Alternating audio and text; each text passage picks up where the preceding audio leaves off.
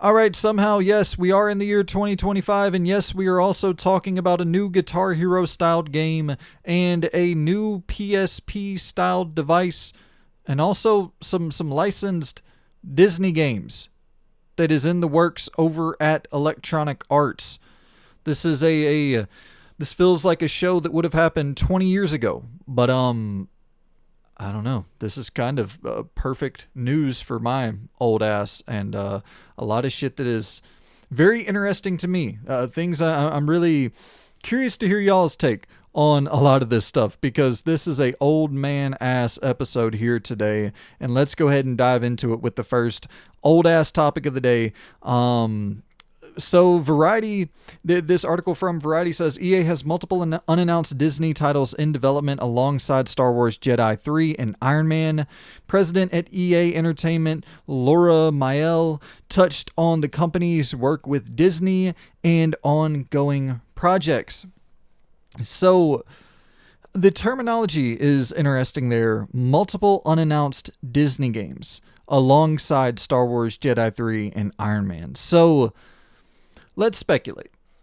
They have that Star Wars Zero Company, the turn-based strategy game, in the works, and that I think that's supposed to come out in 2026. They had that Black Panther game that they canceled, so I assume that that's not being factored in here whatsoever. And I don't know. I obviously they mentioned Iron Man and Star Wars Jedi, but I start thinking about the studios that EA owns, and I'm like, well, you know, Respawn is obviously busy with the Jedi games and with Apex, and then they were working on that Star Wars Bounty Hunter game that EA canceled. So surely you're not just going to be like, hey guys, go work on a fucking Simpsons video game, you know?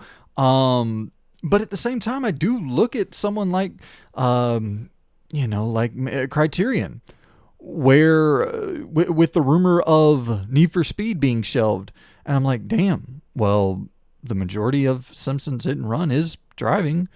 How hard would it be to, have that team throw together a few on foot stealth levels of, some light combat interaction, a little bit of platforming in the mix, just leaning into the racing and the car combat even more in a Simpsons Hit and Run 2, where it's like, kind of in their vein of a Burnout meets like a Bully. I don't know. It's just, I think it's crazy that we never got a Simpsons Hit and Run 2. Like, we never got a sequel to that game. The first one sold incredibly well, was very, very well received by critics and fans. And I don't know, that I just don't, that never made any sense to me whatsoever. And there was like the original founders who, or the original like core development team for the Simpsons Hit and Run, who were like, yeah, we would love to go and work on another, a follow-up to this game. And it just never got done for whatever reason. But yeah, I look around and I'm like, oh, well, what about Hazelight? Is their next game a Disney IP? Just when trying to once again speculate on what these games could be. But I don't know. I struggle seeing Joseph Fares wanting to create anything but his own ideas, but I could see like a It Takes Two styled Alice in Wonderland game with a darker bend to it. That could be fucking sick. Or like a co-op Ant-Man and Wasp game or something. Like, there's some ideas there that a Hazelight, I think, could kind of tackle anything and make it pretty damn good. But I do not see Joseph Fares wanting to go and work on a Disney-owned IP. I think he wants to make his own shit. So let's kind of cross that one off the list. And there's some obvious stuff where it's like, okay, well, Battlefield 6 is about to ship, and I'm sure DICE will be supporting that game for years after release, but I don't imagine the full team will be on assist duty. Surely they have something new cooking, at least like in the very early stages of development. So with Star Wars Battlefront 2 just absolutely blowing up on Steam recently, and on consoles as well, like Battlefront 3 sounds pretty good. I think that would make a lot of sense, especially like people seem to love that game after they really went in and cleaned it up and got a lot of the loot boxy pay to win garbage out of it.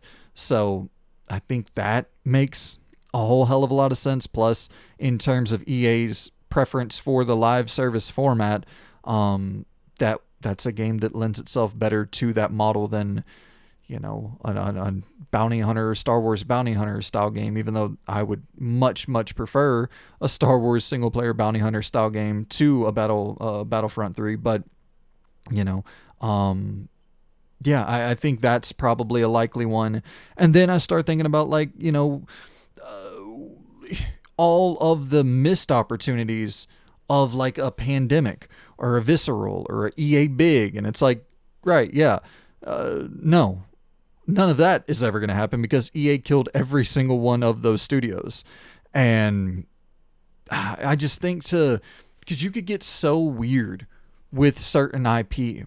You know what I mean? Like, even, I'm going back to The Simpsons again, but like a Simpsons wrestling game, that's not a bad idea. When that was launched on the PS1, it was a bad game, but it wasn't a bad idea. And then you think of like an EA Big developed fucking Simpsons wrestling title, like that would be so cool. And then obviously, you look at Pandemic and what they were able to create through the years of just those awesome fucking open, destructible sandboxes, and you're thinking of like a Planet of the Apes game or some shit like that. Just, I can't imagine what they would be able to do now with the level of destructibility and just, God, man, Visceral and Pandemic, all three of them, Visceral, Pandemic, and EA Big, like taking those away from us is such a heartbreaker, dude. Those three teams were so talented, but that's like really going through this entire list when I was jotting down notes, trying to think of who could be working on what. And of course, there's some, smaller teams, and one team could be working on multiple projects, and Respawn is assisting on that turn-based strategy, the Zero Company game. So once again, like, there are bigger teams who have multiple teams within teams. So, but other than the what we went through, I can, BioWare is kind of the only team remaining, at least in my brain, that I could think of off the top of the head. And, they're obviously really busy on Mass Effect 5, Mass Effect 4, whatever the hell they're going to call it. And they suffered a lot of layoffs last year after Veilguard launched. And I don't think that they necessarily have enough staff to be moving and shaking and working on different projects. And I mean, maybe there is a small team starting up something, what was left of the Veilguard team starting up something new that is a Disney owned IP. And if you're thinking of going in a safer direction for BioWare, that probably does make sense. But it's like finding the right fit there is probably the difficult thing. What makes sense for a role-playing, an action role-playing style of game, and something that is big enough that would warrant a $150-200 million budget. Or maybe they do just go smaller. You think of something like Pirates of the Caribbean, which would be really cool, especially looking at Veilguard's style of combat, and that would kind of be the exact style of combat you would need to fuse into a Pirates of the Caribbean title. An action, kind of think something like, your Assassin's Creed style games or whatever the fuck, but with more RPG sensibilities. And yeah, I don't know. I would be curious to see them work on a fully single player Avengers game. And I know they can't do the X-Men. I would definitely be down to see them tackle X-Men. But unfortunately, Insomniac has the exclusive X-Men license, I believe, until like 2040 or 2035 or some shit, which is just such a bummer. I hate that they do that. But, I mean, I kind of get it in one... I hate it, but I also get it. The other side of my like business brain, I'm like, yeah, you don't really want competition for this very, very specific, not even subgenre, property within the Marvel verse. So yeah. And of course, like, what you really want from BioWare would be a Knights of the Old Republic 3. Like, that would be the dream scenario, is after Mass Effect ships, then the Mass Effect team begins work on a Knights of the Old Republic 3. But I think Aspire and Saber kind of killed our chances of ever seeing that, unfortunately. But hopefully Saber can save the day, come in with that Knights of the Old Republic 1 remake, get it out the door, and revitalize that name a little bit.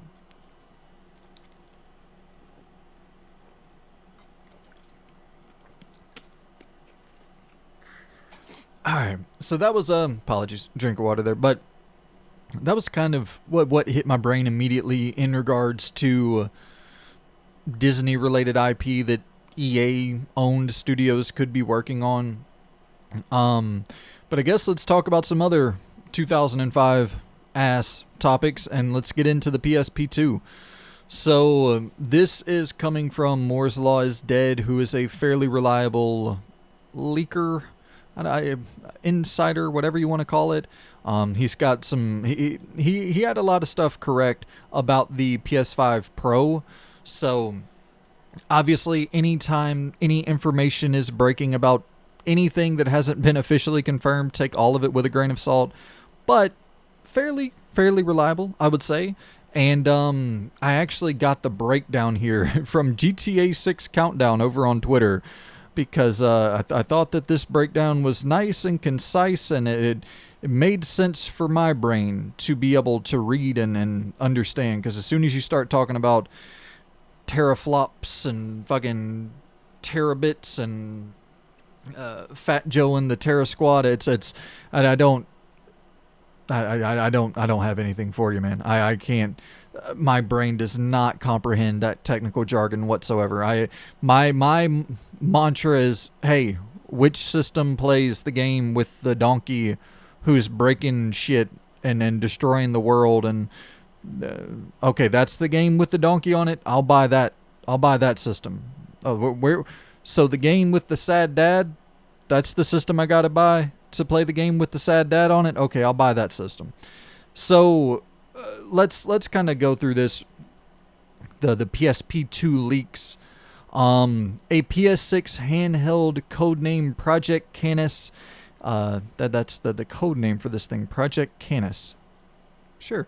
Likely to launch in late 2027, can play PS5 and PS4 games, will directly compete with Nintendo Switch 2, includes a micro SD slot, M2 SSD slot, haptic vibration, dual mics, and a touchscreen. Features a USB-C port that can connect to a TV or monitor. That's sick. Higher performance than the Xbox Ally X.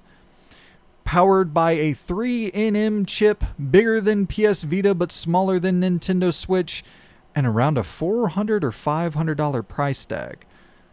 That's really the interesting. So a 4X Zen 6C cores, 12-20 RDNA 5 CUs at 1.62 gigahertz, 0.5 times PS5 performance, but higher ray tracing. So there's all your terms for you technical wizards out there. Y'all tell me what the fuck any of that shit meant. But the thing that means something to me, this means something to me, damn it. The $400 to $500 price tag. You know, that is very, very appealing. You got to be in that range. You know what I mean? When you're launching one of these things, if you're wanting to create a mass market device, which it seems like a lot of these companies, and you understand why a lot of these companies aren't trying to create a mass market device, is because they're only in the hardware manufacturing space. They're not in the space of selling games. But that's why you see Nintendo try to keep those price points pretty low. And with Sony, the same exact philosophy is, we just want you to buy games on our digital storefront, and we'll make a 30% cut of all that. And so you get as many people in the door as possible with this $400 to $500 price tag. Now, here is the thing. A PS6 handheld. So if they are trying to launch this thing as something that can play PlayStation 6 titles, I know this is going to sound crazy. I think that's a horrible idea. I think the better idea is just that third bullet point there, can play PS5 and PS4 games only. and not even have to really worry about PlayStation 6 titles. You know, something that's powerful enough to play PS5, PS4 games, because I think you run in, I mean, I don't know. I guess the Steam Deck is in the same scenario where, like, the Steam Deck Verified or Steam Deck Secure, whatever they call it, where you know if that banner is there, you'll be able to buy the game on Steam Deck, play it on Steam Deck, and if it's not there, it's like, okay, well, you can try, but it's probably going to run like shit. And so maybe that's the idea, where they're just like, Horizon 3 will not fucking run. It will melt this thing to the bones, I would assume. If that's like a PS6 exclusive title, I would imagine Horizon 3 will melt this fucking thing. So I for that reason, I don't know. I don't really love the idea of this device being able to play, because you see it with the Series S, where it's like, oh, well, but I guess that's also because there was the requirement that it had to launch on Series S and Series X simultaneously, and then you have situations where Baldur's Gate 3 is like, okay, well, we're not going to come to your system day one, and Black Myth Wukong, and then Alan Wake 2 had the issues, and like there's been a lot of these situations pop up, especially with the more graphically intense style of games, and it just makes me think, like, why would you want to risk that happening when you're seeing it happen on the other side? But I do kind of think about it where it's like, if they can market this, or they can get the understanding across very clearly where it's like, hey, listen, this thing does not play all PS6 games, but it can play the majority of them, because the majority of PS5 games are on PS4. So the majority of PS6 games are going to be on PS5, and probably a lot of them will be on PS4 as well, unfortunately. That's the unfortunate reality, where it's like, can you list out 20 games? 20 games. We are 5 years into this console's life cycle. Can you list out 20 games right now off the top of your dome? Well, I mean, off the top of your dome's hard, but like, really try to list out 20 games that are, beefy fucking powerhouse, PS5, next gen, current gen only titles that can't run on a PS4, and you don't see any world where they could ever possibly run on a PS4. Like, I think off the top of my dome, Final Fantasy 16, Ratchet, Spider-Man 2,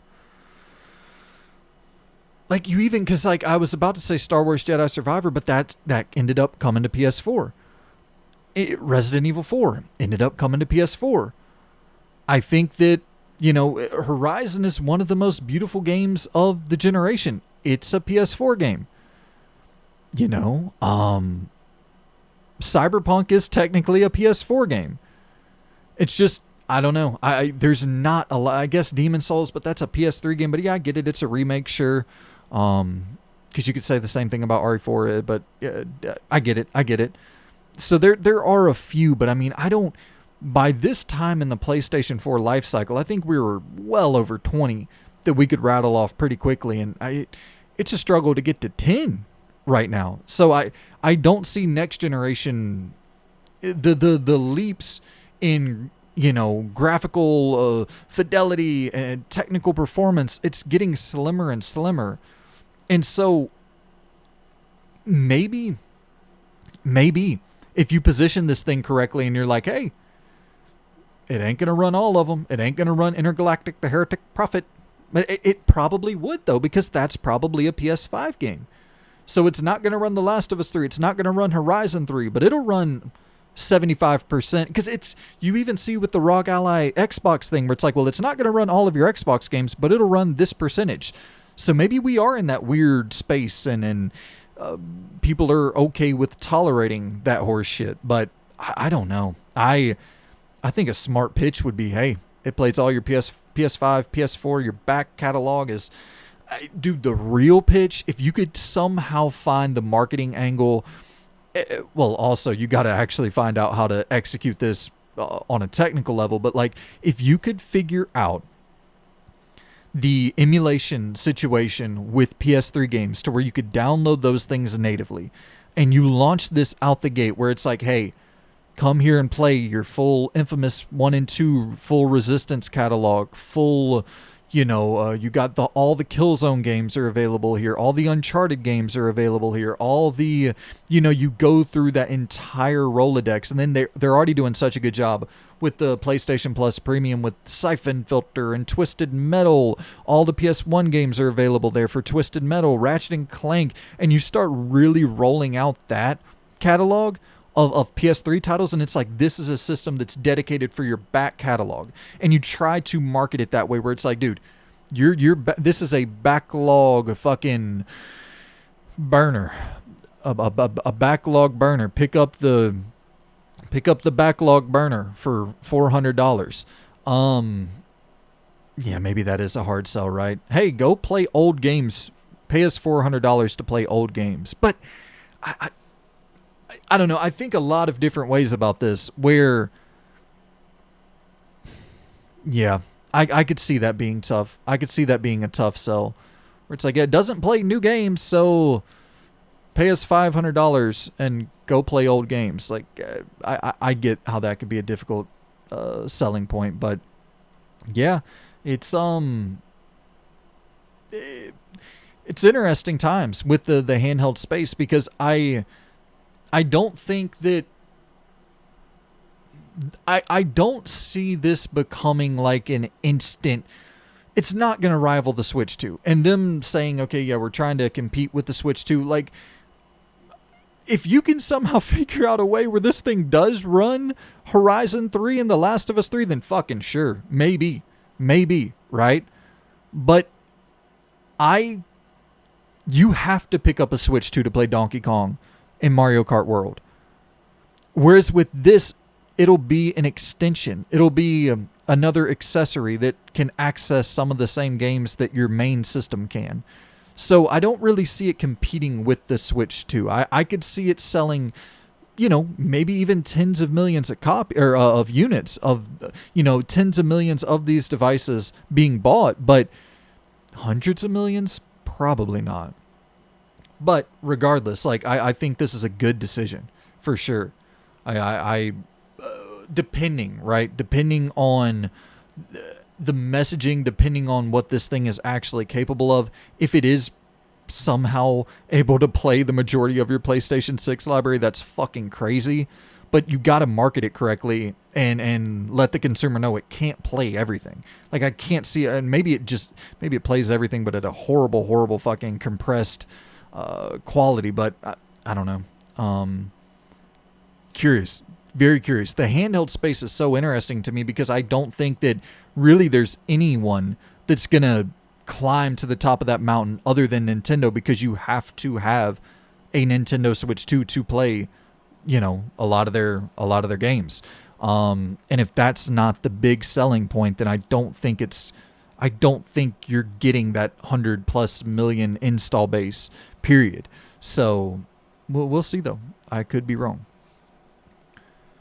All right, and now how about we head back into 2005 and talk about Guitar Hero, but not Guitar Hero. Red Octane Games established rhythm game studio led by genre veterans who helped create and scale Guitar Hero and DJ Hero.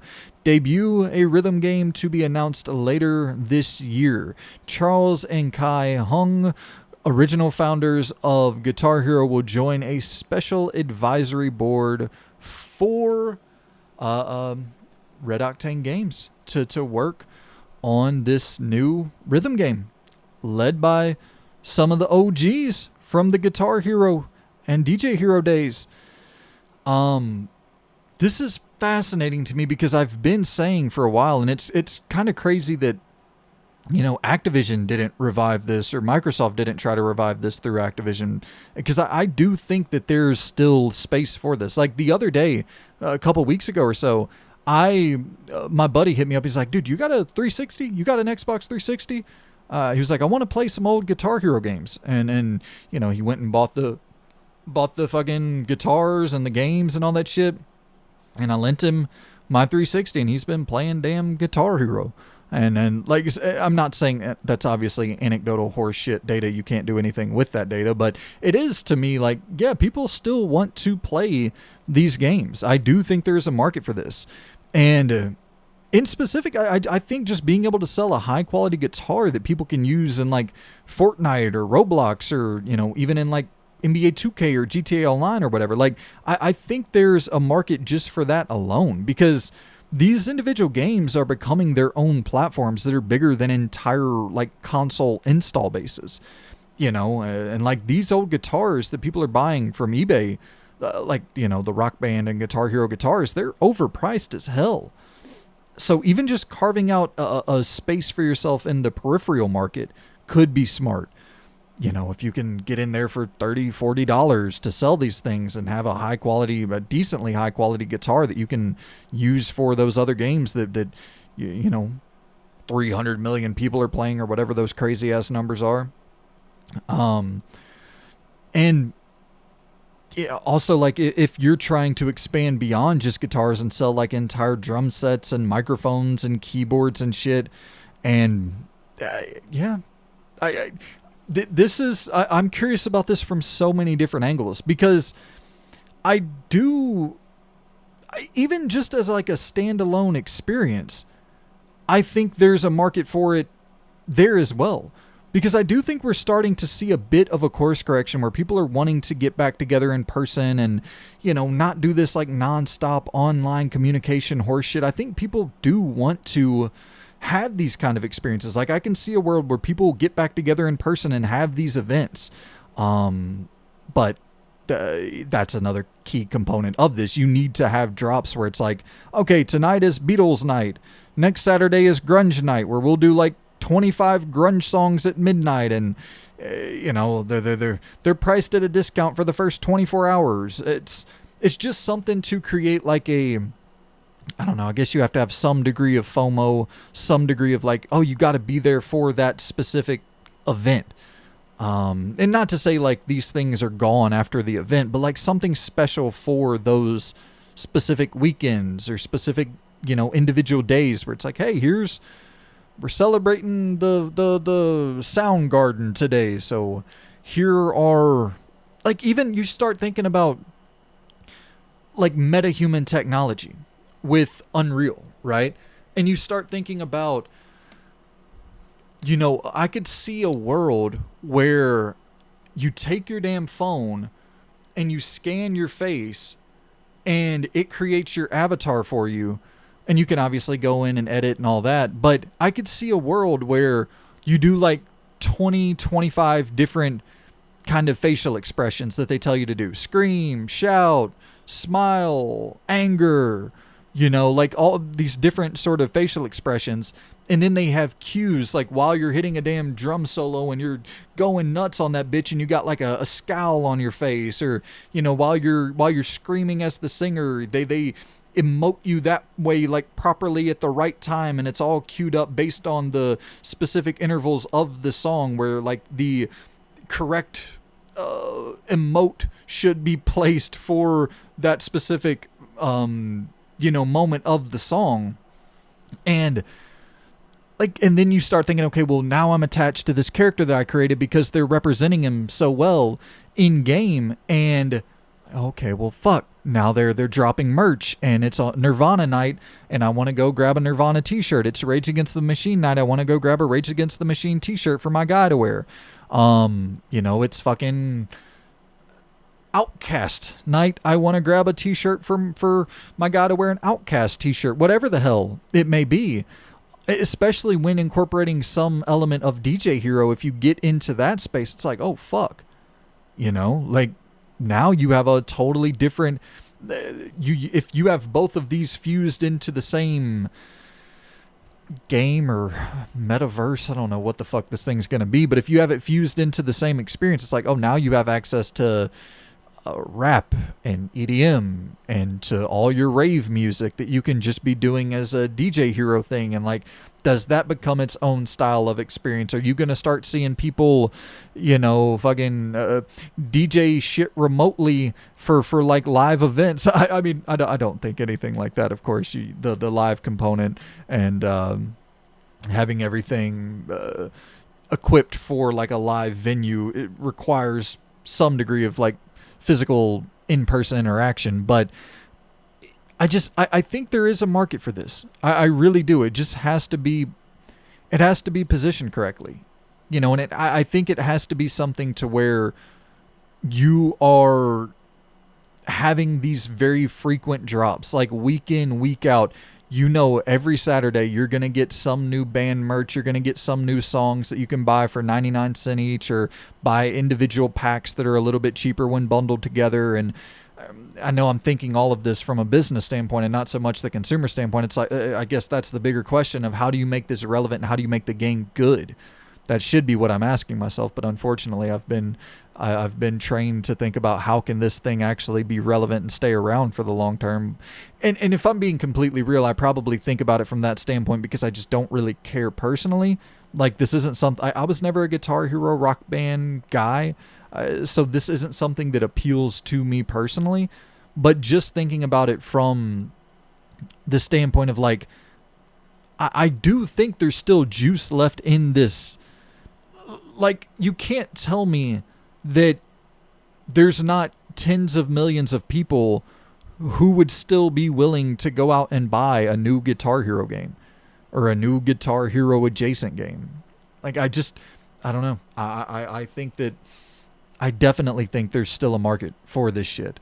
And especially if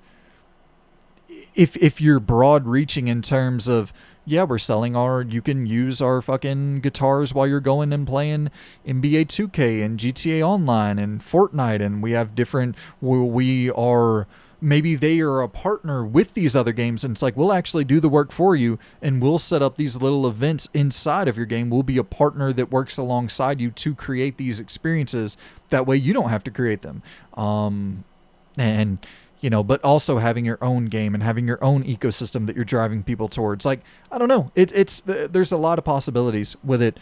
And yeah, I'm very, very curious to see if people latch onto this, because I think that they could. I think there is a possibility where this thing takes off. I'm not saying it's the most likely, but I think there is a decent chance that this could be successful.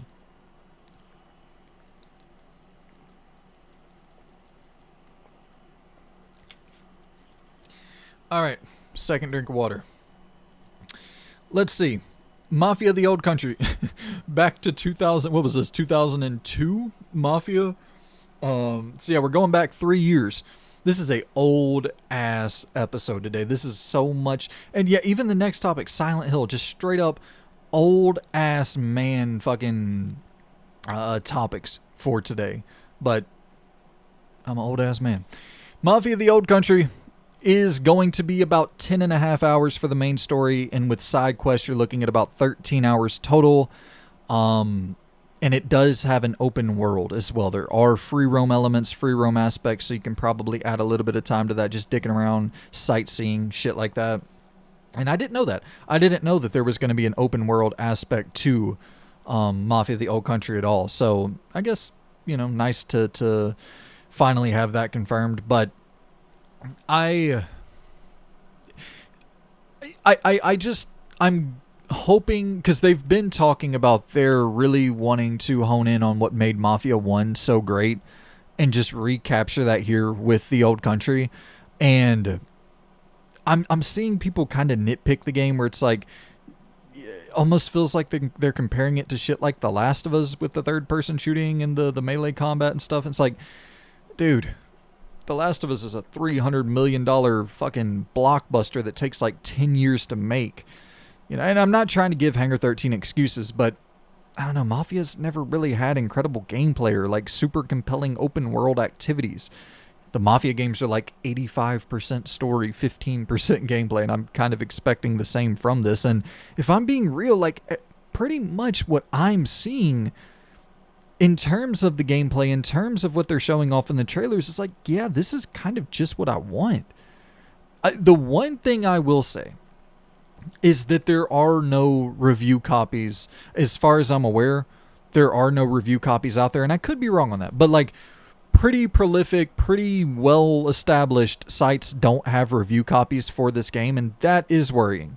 For sure, that's worrying.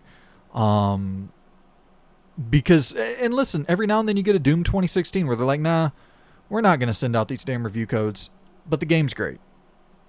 But more often than not, if the review codes aren't out there, typically means the game might be lukewarm.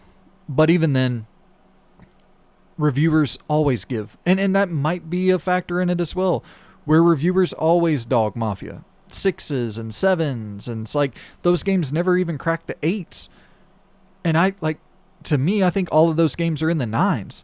Because it's crazy, you look at something like a Plague Tale, and those games consistently crack the 9s. And I'm like, what? But this is, I don't understand. It's a similar thing. Sure, they're and I can put myself in a reviewer's headspace where it's like, well, you give a player an open world with nothing to do in the open world. We're going to knock you some points for that.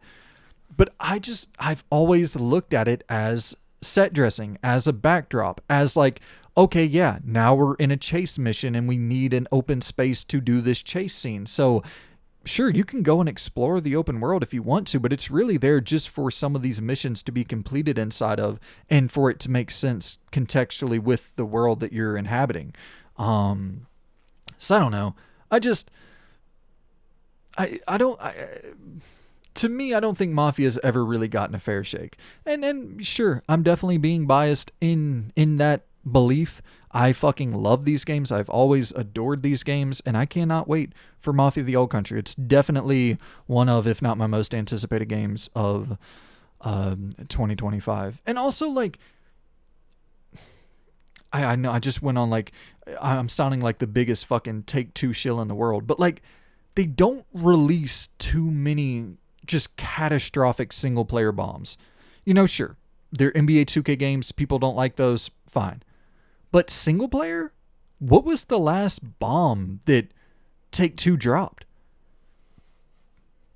I mean, I guess that what was the name of that shit? The Tales from the Borderlands, not the good one, the one that was made by Gearbox.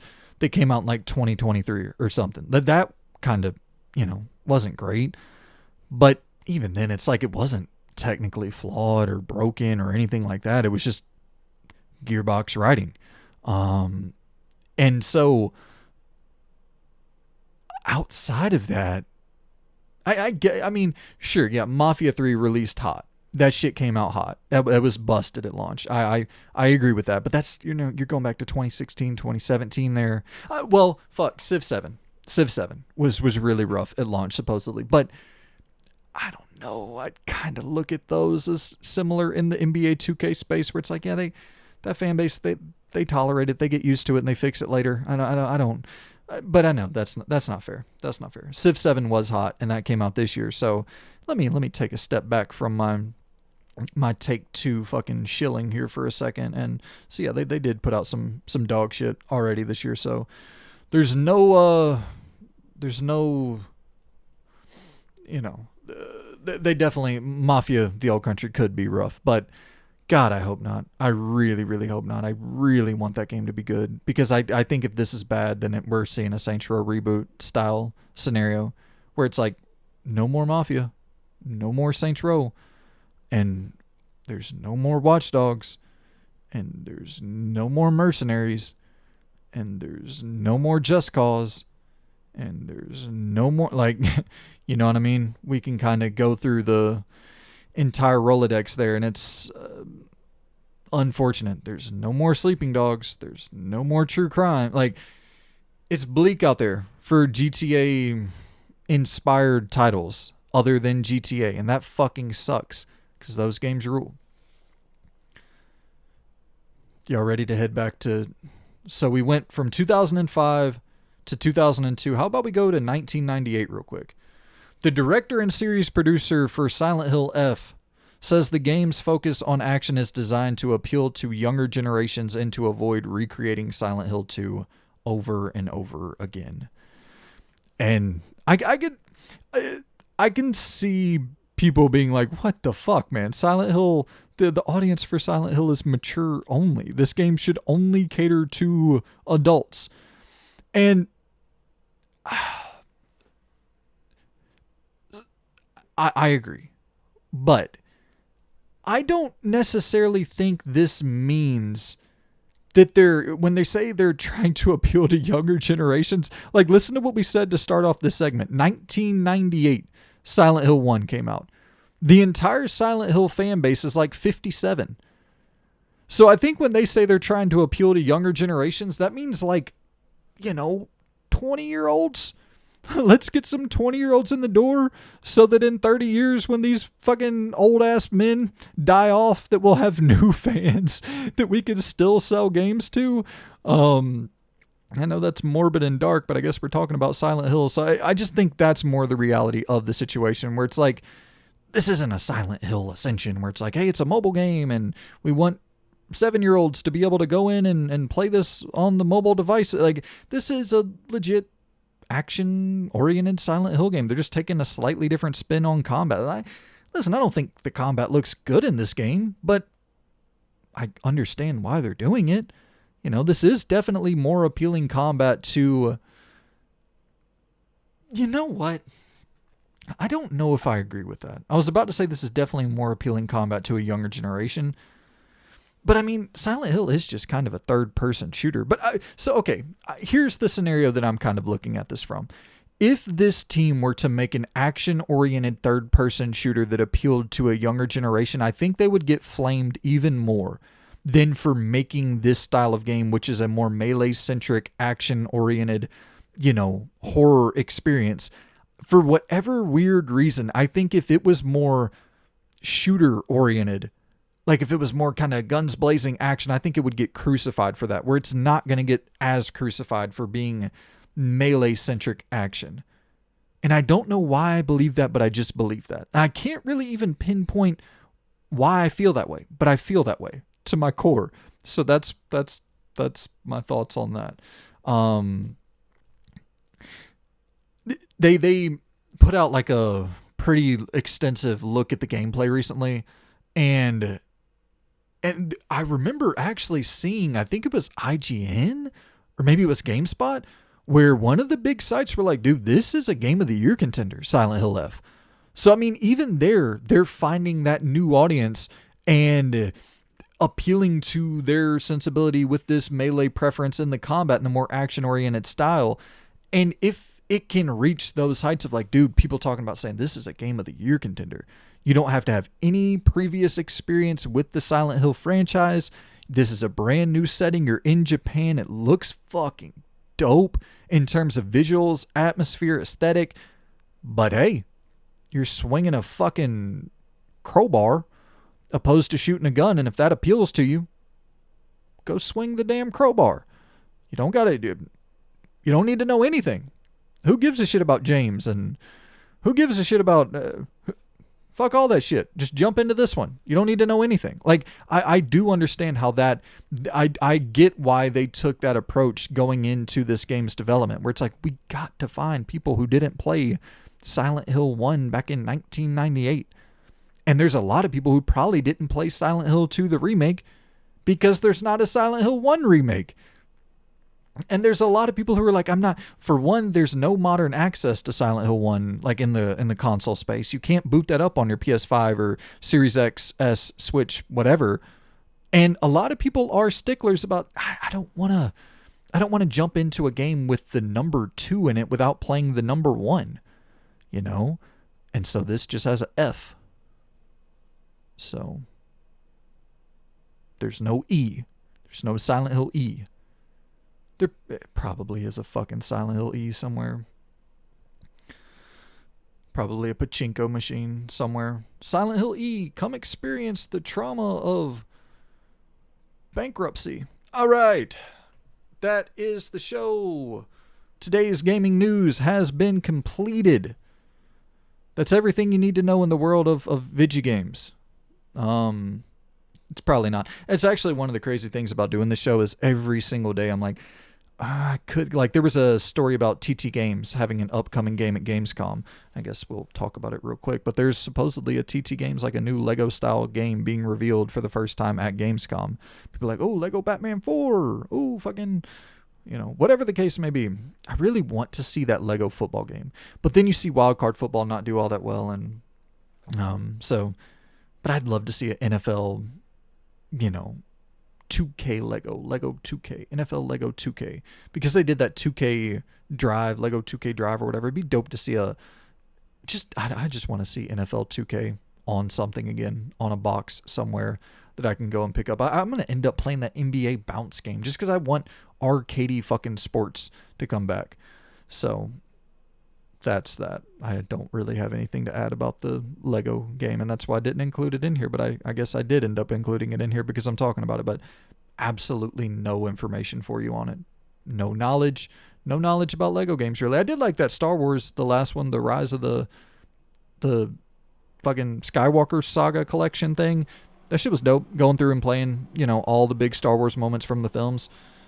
So I mean, I'm down. Like, if there's a dope new Batman game, we ain't getting no other new fucking cool looking Batman game. So if I gotta play a Lego one, I'll fucking play a Lego one. That's that, I guess. Appreciate y'all for tuning in. Like, subscribe, share, comment, all of that stuff massively helps out the channel. And if you have done all of that and you're like, I want to support even further, you can go and check out the Patreon, the YouTube memberships, some good exclusive content over there. Got a fast food ranking. If you want to hear an expert, you think, hey, this guy's good with his video game opinions. I got more knowledge in the world of fast food than I do in the world of video games. So I'm ranking fast food chains. That should be up this week. I have, what else have I done? I did top 10 favorite albums of all time. That's already available. Loon and I got together, shot the shit for a little bit on there. That's available in like a 45-minute long ramble. I also did like a preparation video preparing for the collect beat repeat series that I'm starting up, and just shot the shit with the audience for a little bit. So I'm trying to mix in like there's some high quality edits like the top 10 albums, and I want to do more stuff like that, and then also some just kind of chill chatting style shit in there. So if that's appealing to you, check it out. YouTube memberships and Patreon will be linked in the description. I always forget to fucking link those, so I got to do a better job of making sure that it's easily accessible to anybody who wants to support the channel, keep the lights on at the old Unnecessary Rambling Studios. So yeah, but really more so than anything right now, I'm trying to just continue building this shit back up and growing the channel, getting those subscriber numbers up, all of that horse shit that unfortunately you have to do in the YouTube space. But appreciate y'all so much for tuning in, and I shall see you good people very, very soon. Yeah, take it easy, guys. Goodbye.